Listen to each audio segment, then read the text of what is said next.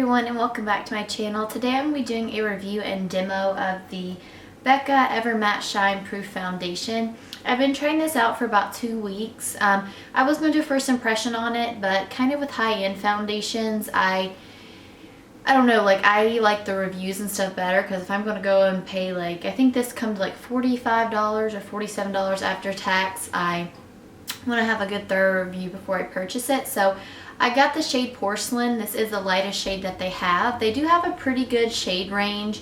I definitely feel like they are missing just a couple of shades. Like my sister is a lot lighter than me, so she would need a shade lighter than this. And this is the lightest shade that they do have. So I'm just going to read what it says on the back. It says, an unmatched matte finish. This medium coverage foundation features a unique, that absorbs oil so your complexion remains fresh and shine free throughout the entire day. So I have been trying this out for about 2 weeks, and it does leave a nice matte finish. I do have the primer as well. This is the Becca Matte Poreless Priming Perfector, but I've had this for a long time. I do like this, but I don't like these two together because it made my face like look so matte that it was just like, it was like a really flat matte, and I don't like that look.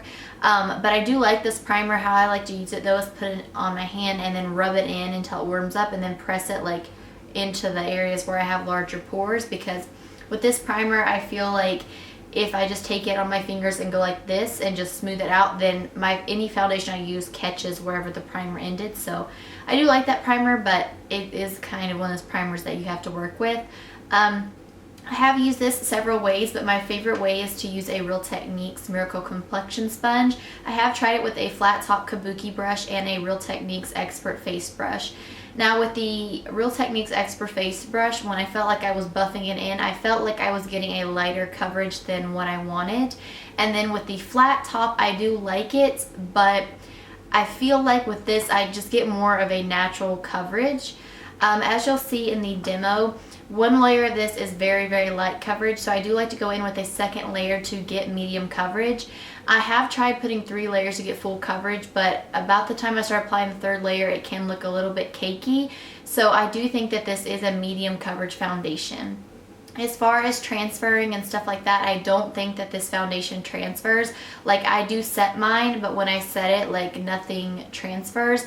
But I do like to set a lot of my foundations.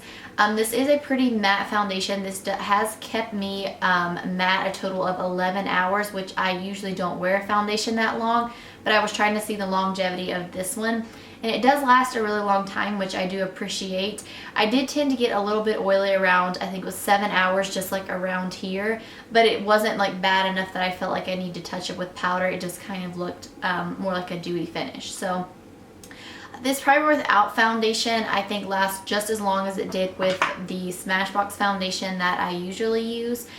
Today I just used it without a primer, just so you guys could just kind of see how it looked without a primer. But this, I have used it with this primer and I do like it. And I've also used it with my Rimmel primer right here from the drugstore, and I do prefer this one with the Smashbox one.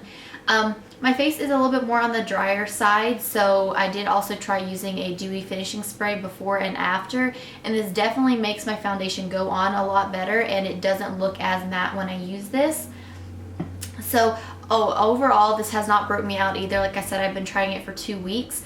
It's, like I said, it's medium coverage. I got it here.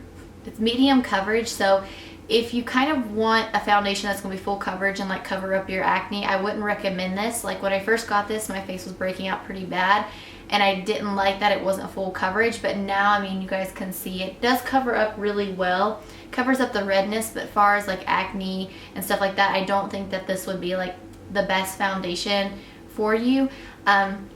Also, I do think that this has like a really good like wear with other products. Like when I blend out my concealer and my bronzer and everything, it doesn't go patchy. It doesn't cause my bronzer or anything to go patchy, and I do really, really like it. The only downside I feel like to this product is the fact that it is so extremely matte. And I don't know if ever this like would be for everyone.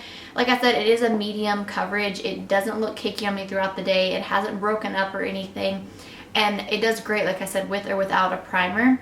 I know the packaging, a lot of people prefer a pump, but I do like foundations like this because I feel like I can really squeeze and get all the product out.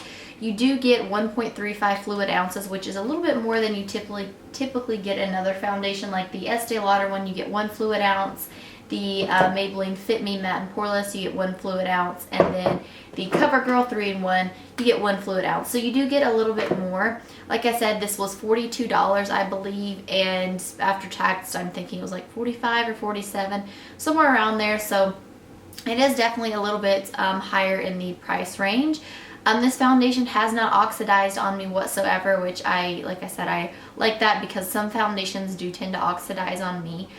So overall, I really, really like this. It has become one of my favorite foundations. Like, I haven't even worn my Estee Lauder Double Wear since I've found this foundation. So I think that if you are on the fence about this, I would definitely try it out.